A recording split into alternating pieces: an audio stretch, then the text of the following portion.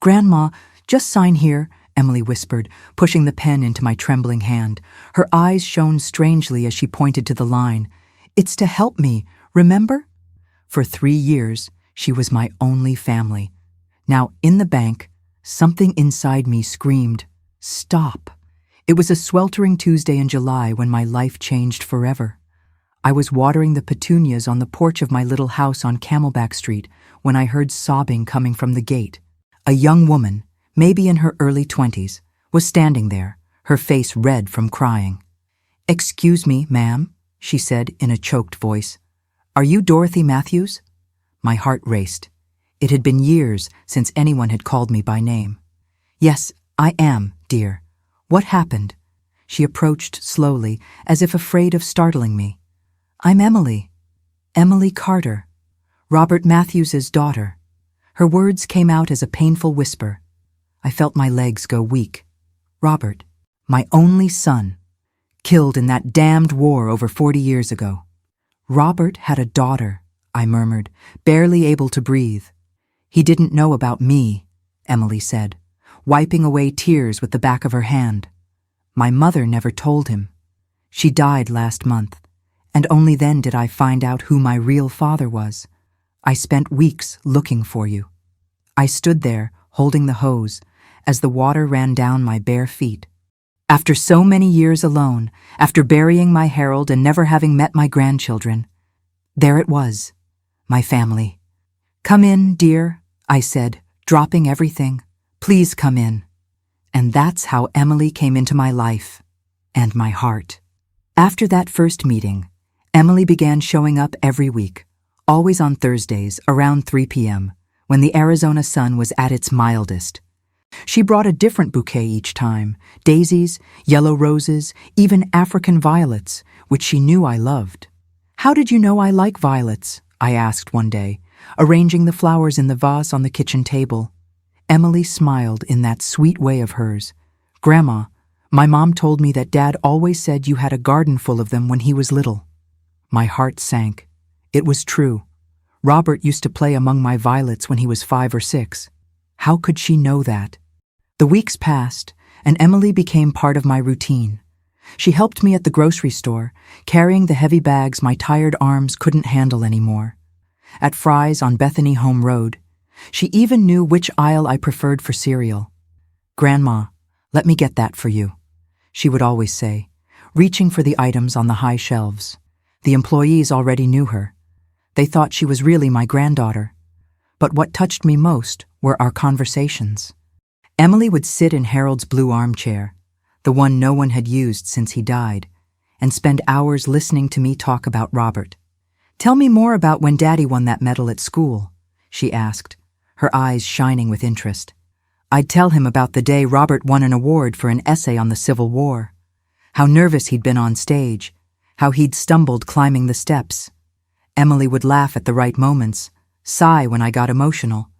It was as if she knew my son. One day, she completely surprised me. "Grandma, do you still have that picture of Dad with the dog Rex?" I froze in my seat. Rex was the stray dog Robert found on the street when he was 12. He begged us to keep the little animal, and Harold finally relented. Very few people knew about Rex. He was such a close memory of our family. How do you know about Rex?" I stammered. Emily lowered her eyes, as if remembering something painful. "And Mom kept some letters Dad wrote to her before he went to Vietnam. In one of them, he talked about his childhood, about a dog he loved very much. I ran to my room and came back with the faded photo, Robert, 12, hugging Rex in the backyard. Emily held the photo so dearly, as if it were a treasure. "He looked happy," she whispered. "I was," I replied, wiping away a tear. "Yeah, I was very happy." That night, after Emily left, I sat in the kitchen and thought about how strange life is. For 40 years, I'd lived thinking Robert had died without leaving anything behind. And now, here was his daughter, with her brown eyes just like his, knowing details only our family knew. For the first time in decades, I didn't feel alone. Emily wasn't just my granddaughter. She was my second chance at a family. She was proof that my Robert had loved and been loved. I started making plans. I thought about leaving her the house, my savings, my mother's jewelry. After all, Emily was all I had left in the world. She was my blood, my continuity. How wrong I was. And something was changing. The first request came on a chilly Thursday in December, exactly 6 months after we met. I was making hot chocolate when I heard a hesitant knock on the door. Emily arrived later than usual, her eyes red and her hands shaking. Not from the cold, I realized later. "Sorry I'm late, Grandma," she said, avoiding my gaze as she sat on the edge of the blue armchair. Normally, she plopped down there like she owned the place. "Is everything okay, honey? You look down." Emily was silent for a few minutes, fiddling with her hands. Then she sighed deeply. "Grandma, I didn't mean to bother you with this. You've done so much for me already." My maternal, or rather, grandmotherly instinct kicked in. "Spit it out, Emily. What's wrong?" "It's my apartment rent," she said, finally looking me in the eye. "The landlord raised it overnight, $200 more. I work so hard, but with the salary I make cleaning offices at night, I can't cover it." I felt my heart sink. My poor granddaughter, working nights, struggling alone. "How much do you need, dear?" "I only have $200 left this month. I know it's a lot of money, Grandma, and I feel terrible asking for it." I didn't let her finish. I was already on my feet, walking to the sideboard where I kept my wallet. "Emily Carter Matthews," I said firmly, $200 is nothing compared to having you in my life. You're my granddaughter." I handed her the money, and she burst into tears, hugging me tightly. Thank you, Grandma. I'll give it back, I promise. As soon as I get a better job." "I don't want to hear about giving it back," I replied, stroking her soft hair. "That's what family is for, isn't it?" 3 weeks passed when Emily knocked on my door on a Monday. This was unusual. Our visits were always on Thursdays. She was clearly nervous. "Grandma, something terrible happened," he began before even getting inside. My car broke down right on Camelback Road, in front of that Walmart. I had to call a tow truck. I sat her down and brought her a glass of water. "What did the mechanic say?" "It's $400 to fix. The engine overheated and ruined a critical part. Without the car, I can't work, Grandma. The offices I clean are all over town." $400. It was more than the previous 200. But seeing Emily standing there, desperate, I couldn't hesitate. "I'll get the money, honey." "Grandma, I already asked for money 3 weeks ago. This isn't right." "Emily," he said firmly, "you're in trouble. I've had this money saved for years without using it. Let it go to something useful." As the months passed, I noticed Emily had developed a habit of showing up whenever she was in trouble. In March, she paid $500 for a job interview in Scottsdale. "Grandma, it's a big accounting firm, but I need appropriate clothing, decent shoes, and enough fuel to get there several times. There are 3 interview stages. In May, $600 for a computer course. It's my chance to quit cleaning, Grandma. With this certificate, I can work in an office and earn more." Every time I handed over the money, Emily cried with gratitude, hugged me, and told me I was an angel in her life. And I felt important, needed. After so many years of being just Dorothy, the lonely widow, I was now Grandma Dorothy, someone who made a difference in someone else's life. Throughout the first year, I mentally calculated that I had given Emily nearly $5,000. When Harold was alive, he always controlled our finances. After he died, I learned to manage money on my own. I had a good retirement fund and the savings we had accumulated during 40 years of marriage. $5,000 was a considerable sum, but it didn't jeopardize my financial security. The second year arrived with bigger requests. Emily started talking about opportunities and investments. By September, she needed $1,000.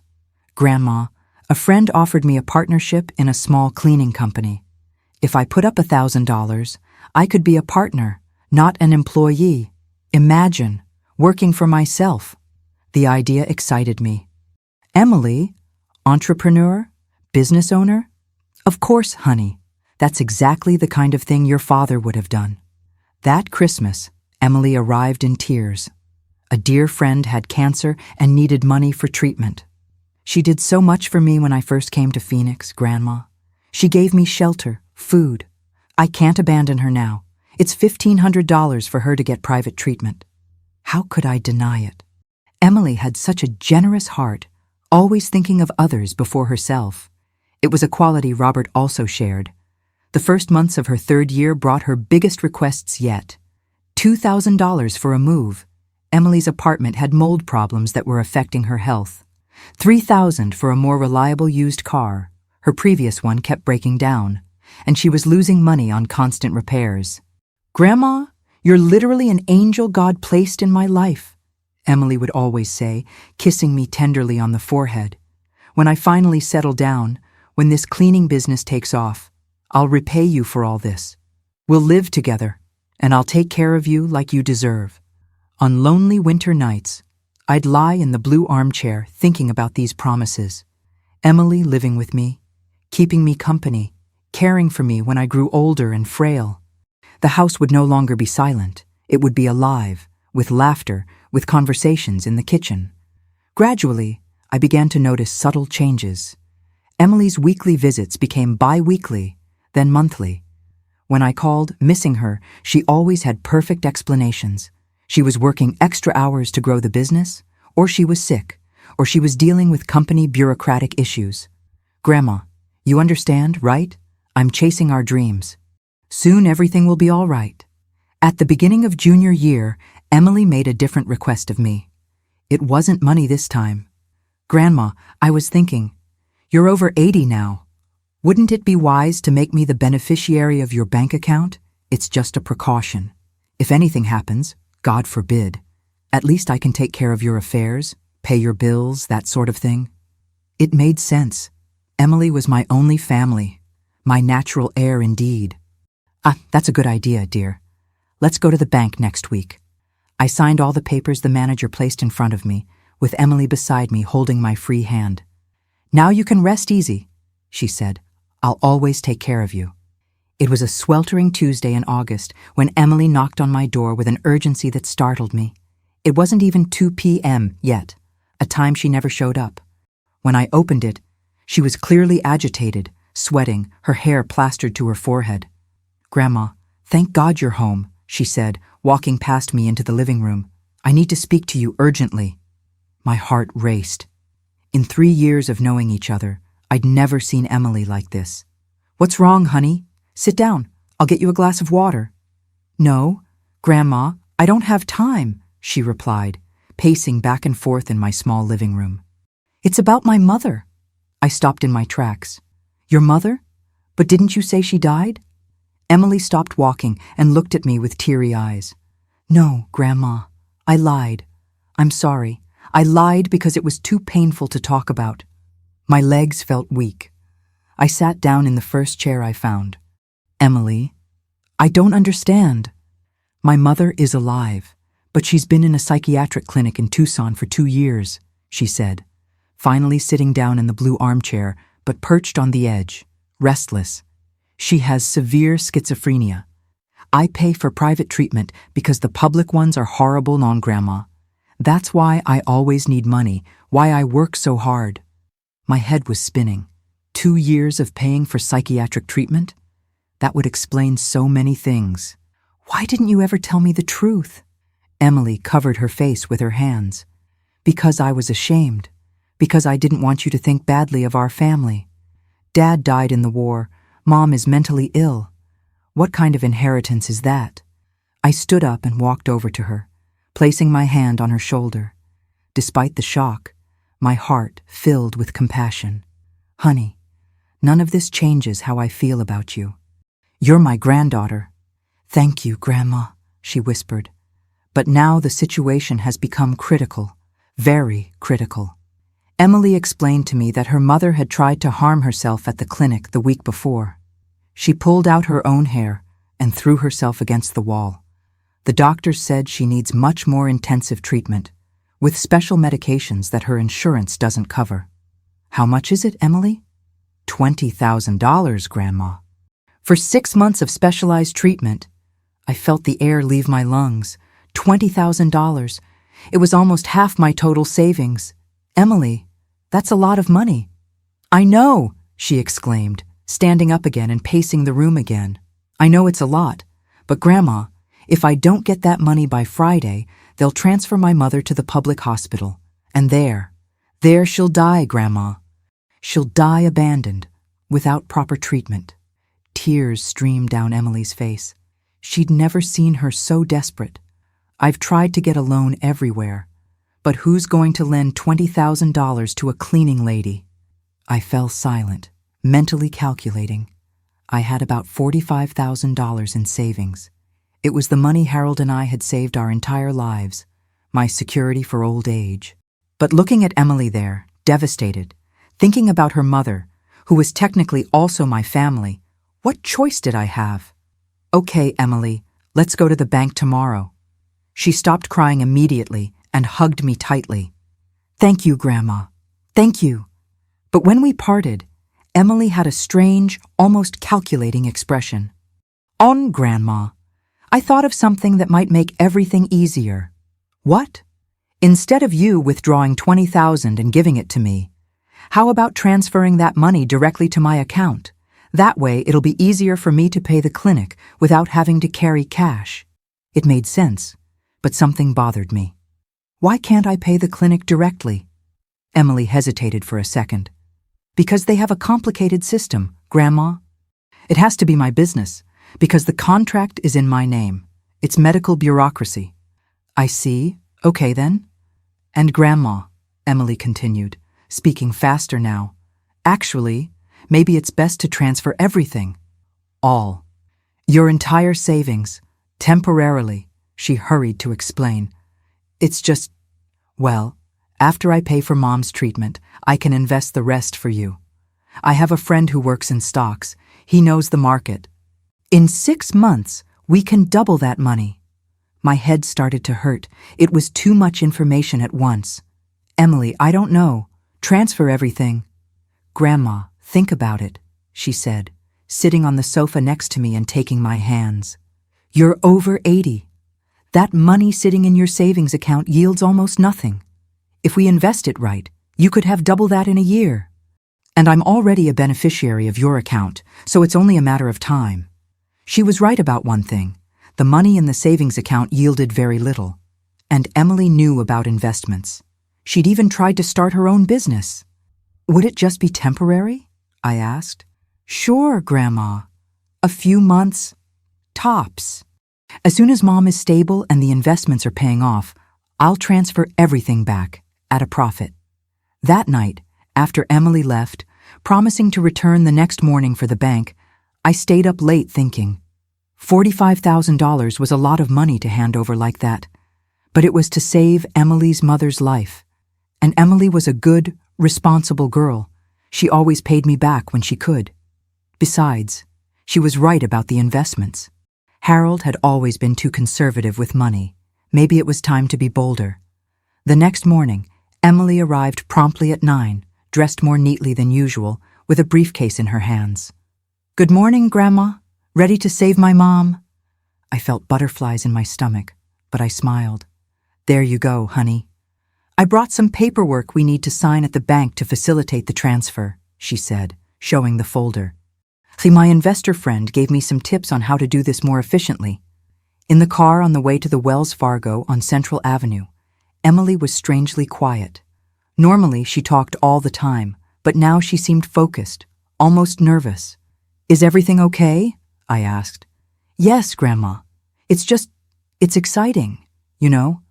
Finally being able to save Mom and make your money grow. It was exactly 10:15 when we pulled up in front of Wells Fargo. I knew the bank like the back of my hand. Harold and I had been customers there for over 30 years. The red brick building on Central Avenue was like a second home to me. Emily turned off the engine, but stood there, gripping the steering wheel tightly. Her hands were shaking slightly. Are you nervous, dear? I asked, touching her arm. A little, she admitted, forcing a smile. It's a lot of money, right? And Mom's situation. Just thinking that I could save her life today. My heart sank. Poor Emily. carrying all this weight alone for so long. "It'll be okay," I murmured. "We'll get this sorted out." We entered the bank, and I immediately felt the cold air conditioning against my skin. Emily looked around nervously, adjusting the strap of her bag on her shoulder. She was different, more tense, more alert. Her eyes roamed every corner of the room as if searching for something. "Good morning, Mrs. Matthews," greeted Rebecca, one of the cashiers who had known me for years. "How are you?" "Good morning, dear. I need to speak to Michael, please." Rebecca pointed to the back. "He's in his office. You can go straight in." We walked through the familiar hallways to Michael Chen's office. I'd known him for at least 15 years, a serious, meticulous man who had always taken excellent care of my finances. Emily walked beside me, but I noticed she was breathing faster than usual. "Michael," I called, knocking lightly on the open door. "Dorothy, it's so good to see you," he said, standing up with that warm smile he always had. Michael was in his 50s, with graying hair at the temples, and always impeccably dressed. "And this must be the Emily you've been talking about so much." Emily extended her hand, but I noticed it was slightly damp with sweat. "Nice to meet you, Mr. Chen. Grandma always speaks highly of you." "The pleasure is mine. Please have a seat," Michael said, gesturing to the leather chairs in front of his desk. "What can I do for you today?" I looked at Emily, waiting for her to explain, but she seemed to have lost her voice. She cleared her throat and opened the folder she'd brought. "Well," I began, "we need to make a money transfer. Emily is going through a difficult family situation." "Actually, Mr. Chen," Emily interrupted me, regaining her composure, "I've already brought some completed paperwork to expedite the process." She pulled several sheets from her folder. A financial advisor helped me get everything ready." Michael took the papers and began to examine them. His brows furrowed slightly as he read, I see it's a transfer of all your savings, Dorothy." "That's right," I confirmed. "Emily will invest the money for me, and part of it will go toward her mother's medical treatment." $45,000, Michael murmured, still looking at the documents. "That's a considerable amount." He looked up at Emily. "And you're the beneficiary of Dorothy's account, correct?" "Yes, sir. We did that a few weeks ago," Emily replied quickly. "I'm the only family she has." Michael nodded slowly, but continued studying the papers. The silence stretched for a few uncomfortable seconds. Emily began drumming her fingers on the table, a habit I'd never noticed before. "Mr. Chen," she said, leaning forward, "is there a problem with the documents? Because my mother's situation is quite urgent. Every day counts." "No, it's not a problem," Michael replied, but his voice sounded cautious. "It's just, well, Dorothy, you've been here for so many years, always being very careful with your money. This is a significant change in your financial behavior pattern." I felt my face heat up. Michael was treating me like I was a senile old woman, incapable of making my own decisions. "Michael, I know exactly what I'm doing. Emily is my granddaughter, and I trust her completely." Of course, he said quickly. "I didn't mean to imply otherwise. It's just that, as per bank policy, we need to be extra careful with large transfers, especially involving more experienced clients." Emily stiffened in her chair. "More experienced? Are you implying that my grandmother doesn't have the mental capacity to—" "Emily, calm down," I murmured, placing my hand over hers. But I noticed that her hand was freezing cold, despite the heat outside. Michael raised his hands. "Please don't be offended. It's just protocol. Let me review the documents one more time and make sure everything is in order." He picked up the papers again, this time examining each line more closely. Emily stared at him, as if she could influence his thoughts with the intensity of her gaze. "There's a section here about investments," Michael observed. "Dorothy, are you aware that all the money will be moved into an investment account in Emily's name?" "Yes," I replied. "It's temporary. Emily will handle the investments for me." "And your mother's medical treatment," Emily added quickly. "That's the priority." Michael made some notes on a pad. "And when do you plan to return the money to Dorothy's account?" Emily hesitated for only a second, but it was enough for me to notice. "A few months? Maybe 6, depending on how the investments perform. I see.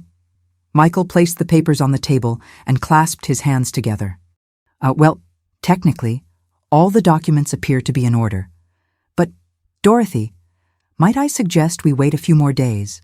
You might want to talk to an independent financial advisor before— Mr. Chen, Emily interrupted, her voice sounding louder than usual. With all due respect, but we don't have a few days.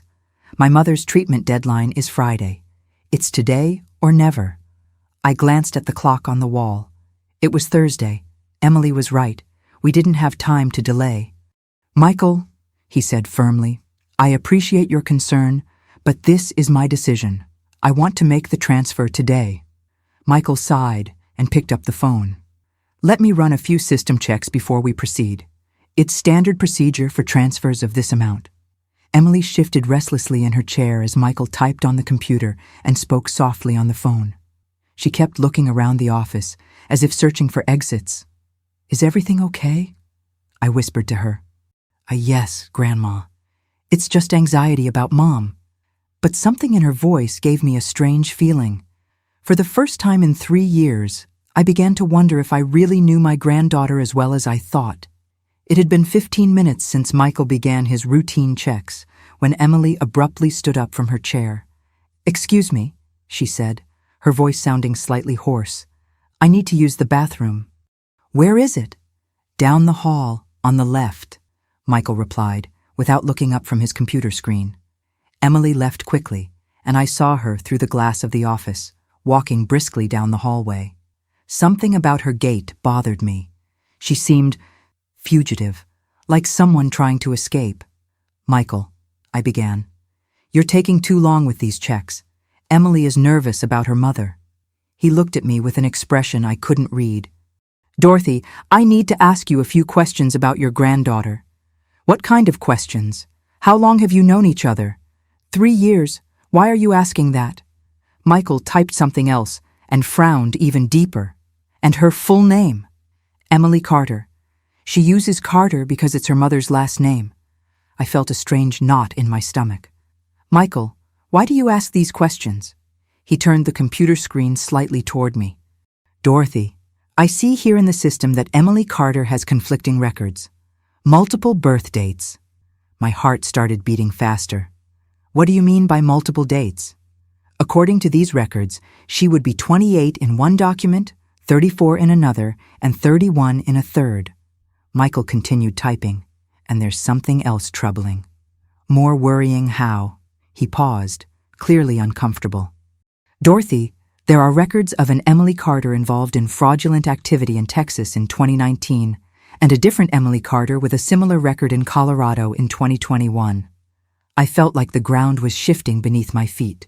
This must be a mistake. People with the same name. It's possible, Michael said gently, but the social security numbers are similar, just with a few digits changed. As if someone was deliberately creating fake identities. My hands began to shake. What kind of fraudulent activities? Michael hesitated, clearly not wanting to continue. But he looked me in the eye and knew I needed to know. Elderly fraud. Specifically, young people posing as long-lost grandchildren or nephews, gaining the trust of older people, and then stealing their savings. The world stopped. I literally felt the air leave my lungs. Michael's words echoed in my head like a distorted echo. Fraud against the elderly, posing as grandchildren, stealing savings. No, I whispered. No, that can't be true. Dorothy, there's more. Michael continued typing, now with an urgency that terrified me. I found records of an Emily Carter in Albuquerque who was arrested for— Dorothy, are you okay? You look very pale. It wasn't okay. Nothing was okay. 3 years of my life flashed like a movie in my mind. Emily crying at my door, talking about Robert. Emily knowing about Rex, about the Violets, about intimate details about my family. Emily asking for money, always with perfect excuses. Emily convincing me to make her the beneficiary of my account. How did she know about my son? I murmured, more to myself than to Michael. Emily knew things about Robert, my son who died in Vietnam. Things that only our family knew, like the dog, Rex, like... Michael stopped typing. Dorothy, this information is available in public records, obituaries, military records, cemetery records. A determined person could easily research these details. I felt nausea rise in my throat. Are you saying she researched my family? That she planned this whole thing? I'm sorry, Dorothy, but it seems so. Tears began to stream down my face. 3 years. 3 years believing I had a granddaughter, a family. 3 years giving money, love, and trust to a complete stranger. 3 years of being deceived in the cruelest way possible. Michael, I managed to say between sobs, how much money have I given her over the years? He quickly checked my account, from the withdrawal records I see here. Approximately $15,000 in cash, plus the costs of what she had access to as the account holder. Oh my God. I covered my face with my hands. $15,000, my retirement, the savings Harold and I had accumulated through decades of hard work. Dorothy, there's something else I need to tell you. Michael's voice deepened. The Emily Carter, who was arrested in Albuquerque. She was living with a 79-year-old woman who believed she was her niece. When they investigated, they discovered that the woman had loaned Emily over $30,000 over the course of 2 years. My stomach dropped completely. What happened to you? She had a heart attack when she found out the truth. She survived, but... Dorothy, these people are dangerous. They don't care about the emotional damage they cause. I looked out the glass of the office toward the hallway. Emily hadn't returned yet. How long has she been in the bathroom? Michael looked at his watch. About 10 minutes. I was still absorbing the devastating information about Emily when I heard familiar footsteps in the hallway. My heart raced. She was coming back. Michael looked at me with concern and whispered quickly, Dorothy, let me lead the conversation. Don't show that you already know. I quickly wiped away the tears and tried to compose my expression. But inside, I was shattered. How could I look at her face knowing everything? Emily entered the office with a forced smile, but I immediately noticed something had changed in her demeanor. She paused in the doorway for a second, her eyes scanning our faces. The atmosphere was different, and she felt it. Sorry for the delay, she said, but her voice sounded cautious. And I was feeling a little nauseous. Michael gestured to the chair. No problem, Emily. Actually, I took the opportunity to clarify some questions about the transfer. Emily sat up slowly, her eyes darting from Michael to me. What kind of questions? Routine matters, Michael replied calmly. About your identity. Emily's face grew imperceptibly more tense. My identity? I don't understand. Well, we found some discrepancies in our records. Michael maintained a professional tone, but I could see the tension in his shoulders. Conflicting birth dates, for example. Emily forced a laugh. Oh, that must be a system error. You know how it is, right? Sometimes you type things wrong. 3 different dates, Emily, and in different states. The silence that followed was deafening. Emily looked at me, and for the first time in 3 years, I didn't see love or affection in her eyes. I saw calculation, coldness. Grandma, she said in a honeyed voice, what's going on here? My heart was pounding so hard I thought it would burst. I looked at that face I had kissed, hugged, treated like family, and the words came out as a broken whisper. Who are you, really? Emily blinked several times, as if she didn't understand the question. Grandma, it's me, Emily, your granddaughter. Why are you asking this? Because, Michael interjected, placing some papers on the table. We have records here of an Emily Carter involved in elder fraud in Texas, and another in Colorado, and another in New Mexico. Emily's face changed completely. The sweet, vulnerable mask she'd worn for 3 years simply disappeared. For a moment, I saw who she really was, a cold, calculating predator. This is ridiculous, she said, but her voice was different now, harder, sharper. There must be some mistake. The mistake, I replied, feeling courage rising from my pain. was my believing you. Emily turned to me, her eyes glinting dangerously. Grandma? Don't let that man put ideas in your head. I'm your granddaughter. Remember everything we talked about Dad, about Rex, about information you researched in public records, I added. About my family's life that you studied to deceive me? For a second, Emily stood completely still. Then something in her snapped. No, she said, rising from her chair. No, no, no. This can't be happening. Emily, Michael tried to soothe her. Please sit down. We can work this out. Solve it, she screamed, making me jump in my chair. You ruined everything. Everything. Tears, real this time, began to stream down her face. But they weren't tears of sadness. They were tears of pure rage. You don't understand, she said, turning to me desperately. I needed that money. I need it. For your sick mother, I asked sarcastically, surprising myself with my own courage. Emily stopped crying abruptly. What mother? I don't have a mother. She died when I was 15. The confession came out naturally, as if she didn't even realize what she was admitting. Michael and I looked at each other. She had just confessed everything. So there's no medical emergency, I pressed. Emily ran her hands through her hair desperately. Of course it's not an emergency. I need this money to... She stopped, realizing she'd said too much. What for? I insisted. Emily looked at me with a mixture of hatred and contempt that chilled my blood.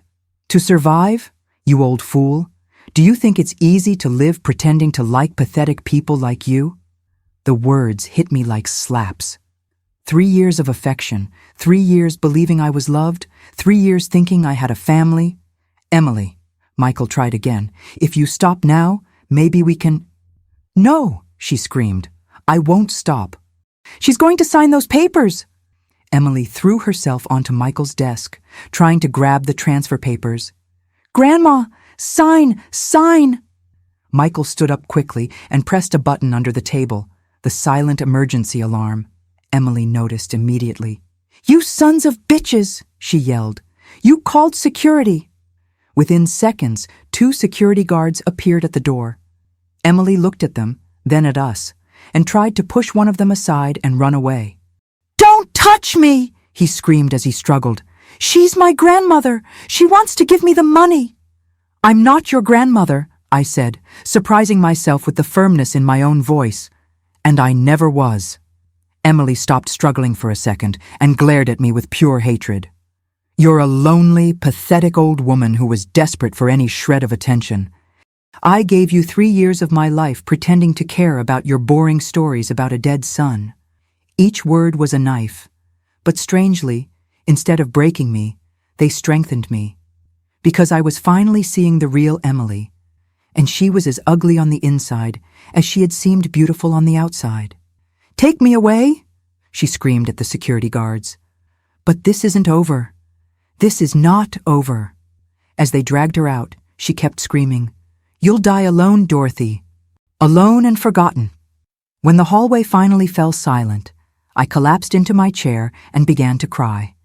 But this time, they weren't just tears of sadness. They were tears of relief. Dorothy, Michael said kindly, offering me a glass of water. The police are on their way. They'll want to ask you some questions. I sipped the water slowly, trying to process everything. Michael, how did she know so much about Robert? About our family? He sat beside me, not behind the formal desk like a manager, but like a friend trying to help me understand. Let me show you something. Michael turned on his computer and typed a few things. Dorothy, do you remember when Robert died? 1971. He was only 19 years old. And where is he buried? At Phoenix National Cemetery. Michael turned the screen to me. Look at this. It was a genealogy website. On the screen was Robert Matthews's name, along with his birth date, death date, and even a photo I'd sent to the local newspaper when we paid tribute to him. This is on the internet, I asked, shocked. Yes, and there's more. He clicked on other links. Harold's obituary from 2015. Robert's obituary from 1971, cemetery records, even a newspaper article about Vietnam veterans that mentioned Robert and talked about Rex. I felt my stomach churn. The article was about Rex? Yes. A 2018 article about how pets helped families cope with the loss of soldiers in war. You were interviewed and told the story of how Robert found Rex on the street and how the dog helped the family through the difficult years. I vaguely remembered the young journalist who had approached me. I was so proud to talk about my son that I told him everything, about Rex, about the violets in the garden, about what Robert was like as a child. So Emily read this article. He didn't just read. He studied you, Dorothy. Look at this. Michael showed more pages. Property records showing you've lived alone since 2015. Tax records indicating you have a good retirement income. Census records showing you have no other children. Reality hit me like a truck. She chose me, specifically. Unfortunately, yes. You were the perfect target, widowed, wealthy, with no immediate family, and with publicly available personal information. 2 tears rolled down my face. But how did she know I was going to be watering the plants that Tuesday? Michael hesitated. Dorothy, she probably watched your routine for a while before approaching you. These types of scammers study their victims for weeks, sometimes months. The word victim hit me like a slap. That's what I was. A victim. A silly old woman who'd been manipulated for 3 whole years. She was watching me, I murmured. Watching when I left, when I came back. It's likely they do it to make it look like the encounter was casual, accidental. 20 minutes later, 2 detectives arrived. Detective Sarah Rodriguez and Detective James Murphy. They sat down in the office with us and began asking questions I never thought I'd have to answer. Matthews, Detective Rodriguez said, "The woman who introduced herself as Emily Carter is actually 34-year-old Jessica Lynn Phillips. She has a long history of defrauding seniors in at least 5 states. 34 years old. Not even his age was real." "How much money do you estimate you gave her over the course of those 3 years?" Detective Murphy asked. I did the math in my head, my heart pounding. About $15,000 in cash. Maybe a little more. And today she almost got $45,000, Michael added. Detective Rodriguez wrote it all down. Ms. Matthews, you weren't her first victim. In Albuquerque, she posed as the niece of an 83-year-old man and got $22,000. In Colorado, she posed as the adopted daughter of a 76-year-old woman. What happened to these people? The gentleman from Albuquerque had a stroke when he found out the truth. He survived, but he was pretty shaken up. The lady from Colorado, well, she tried to hurt herself when she found out. I felt like I'd been punched in the gut. Other people like me, deceived, emotionally destroyed by this creature? How did she get so many details about my family? I asked. Detective Rodriguez pulled out a tablet. We found a file on you in her apartment, which isn't even in her name, by the way. Printed photos from the internet, newspaper clippings, even a map of your neighborhood. She showed me photos on her tablet. It was terrifying. Pictures of me leaving the supermarket, entering the bank, watering the plants. She had photographed me without my knowledge. How long has she been watching me? From the records we found, at least 2 months before first contact. 2 months. She spent 2 months studying my life, planning how to destroy me. Ms. Matthews, Detective Murphy said, we want you to know that you did the right thing by not signing those papers. If you had, I would have lost everything, I finished. Yes. I looked out the bank window at the busy Phoenix street. Normal people living normal lives, unaware that predators like Jessica Lynn Phillips or Emily Carter, or whatever name she uses, are roaming among us. Is she going to jail? I asked. Yes, Detective Rodriguez confirmed. With her history and what happened today, she's going to prison for a long time. But it will come out eventually. Yes. And you're going to do it with someone else. The detectives looked at each other. Unfortunately, it's likely. I closed my eyes and took a deep breath. For 3 years, Emily, Jessica, had been my family. My only family. Now I discovered she never existed. The person I loved was a complete lie. But you know what was most painful? It wasn't the loss of money. It was the loss of hope. For 3 years, I didn't feel alone. I had someone who visited me, who cared about me, who made me feel important. Now I was back to reality. Dorothy Matthews, 82 years old, completely alone in the world. And the worst part is, in some dark corner of my heart, a small part of me still missed the Emily I thought I knew. Emily, or rather, Jessica Lynn Phillips, was sentenced to 8 years in prison for multiple fraud charges. The judge was harsh in his sentencing, especially after hearing the testimonies of all her victims. I was one of those who testified, and I must admit it was liberating to look at her in court and tell the truth about what she did to me. She showed no regret, not even a fake tear. The first few months after his arrest were the hardest of my life. Worse than when Harold died, worse than when Robert died. Because this time, I wasn't just dealing with loss, I was dealing with betrayal. I woke up every morning remembering that I'd been lied to for 3 whole years, that every hug, every "I love you, Grandma," every moment of affection had been a carefully orchestrated lie. Depression hit me like a tidal wave. I stopped gardening. I stopped leaving the house. I lived on frozen meals and spent my days watching reruns on television, trying not to think about how stupid I'd been. It was Michael, my bank manager, who saved me. 3 weeks after the incident, he showed up at my door with a proposal.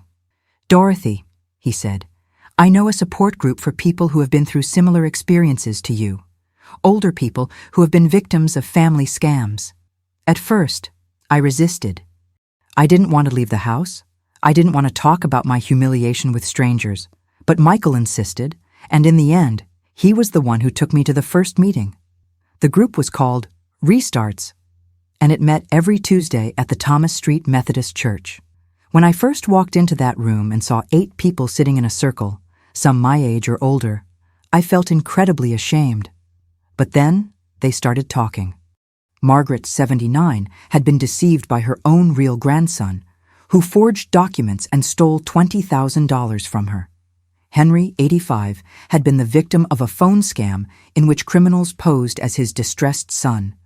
Rosa, 73, nearly lost her home to a fake renovation company. Each story was different, but the pain was the same. The shame was the same. The feeling of having been an idiot was the same. When it was my turn to speak, I began slowly. "And my name is Dorothy, and for 3 years I believed I had a granddaughter." It was the first time I was able to tell my full story without crying. The group listened to me without judgment, with understanding, with genuine empathy, because they understood. Weeks turned into months, and the group became my real family. Margaret and I discovered we lived just 2 blocks from each other and started taking morning walks together. Rosa taught me how to make her famous oatmeal cookies, and Henry, a widower of 10 years, became my dominoes partner on Thursdays. It was Margaret who suggested I get a pet. "Dorothy," she said one Tuesday after the meeting, "you need company at home, someone who will truly love you, without ulterior motives." The idea scared me at first. Caring for an animal at 82 seemed irresponsible. But Margaret insisted we go to the animal shelter together.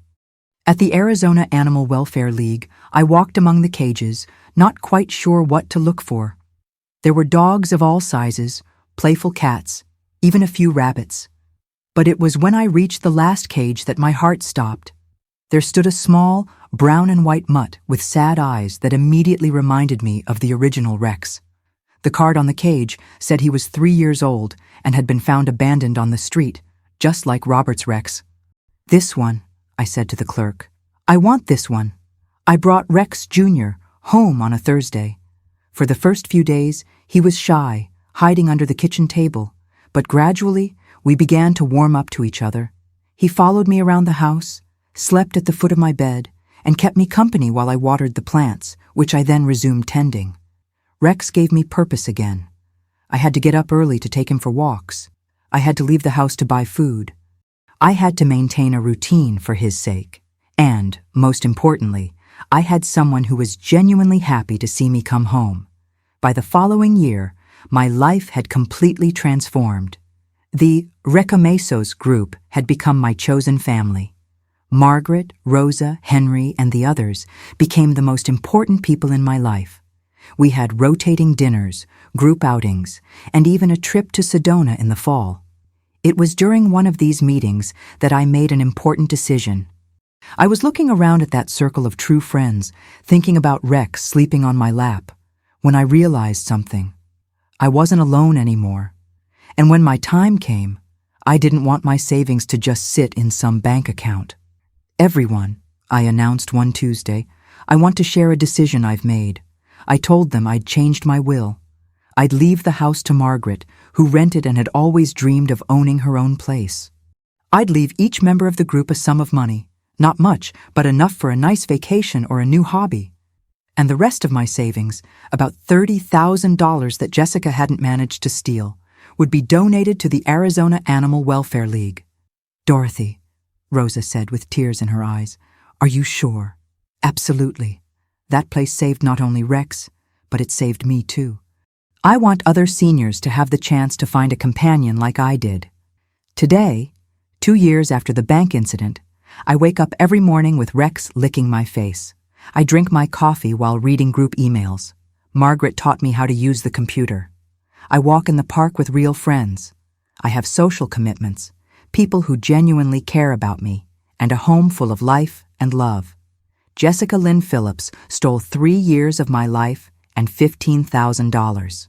But she inadvertently forced me to step out of my comfort zone and find a real family, a family I chose, and one that chose me back. Sometimes, on silent nights, I still feel a pang of pain remembering the Emily I thought I knew. But then Rex rests his head on my leg, or Margaret calls with some neighborhood gossip, or Henry shows up with a new puzzle for us to solve together, and I remember I'm exactly where I'm supposed to be. Alone? Never again. And the best part is that now I know the difference between being surrounded by people who truly love me and being deceived by someone who just wants to use me. That difference is worth more than the entire $15,000 I lost. Rex barks softly, reminding me it's time for our morning walk. Margaret should be waiting for me around the corner, and then we have our weekly group meeting. Life at 84 has never been so full, and it has never been more true.